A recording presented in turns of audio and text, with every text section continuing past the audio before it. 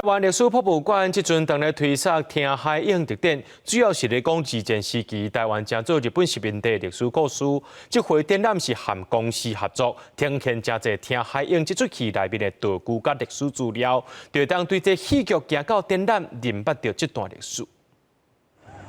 日本正领报道州当时请训练师甲抢派大型的影录机，协助政府建设军用设施，不过老久抢未砍一操劳死去，换胡了接落做，这是听海影的戏剧片段，呈现出战争时代艰苦。公共电视参台湾历史博物馆头开合作办这个特点，让大家通理解剧情背后真正的二战时期的历史。另外，这卖用拍戏的器具打造真正实的情景。看完之后，你就会再更审视。 现在自己的生活环境其实是真的蛮好的，对啊，也不用去面临这样子的人性纠葛。一方面是展现本馆归2次大战的相关的收藏跟文物，那另外一方面又呈现听海勇剧组非常用心所制作的这些道具，而且是可以跟观众互动的这样一个方式，让大家能够重新回到那个时候的历史现场。公司适当时间制作这出《听海影》，正做台湾头一部二战的时代剧。那展览分成3个主题，你讲二战时期日本殖民地台湾参台湾人当中，有的爱去海外战争的状况。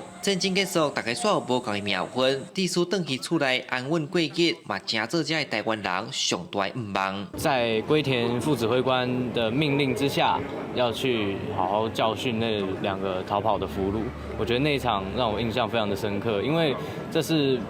德仔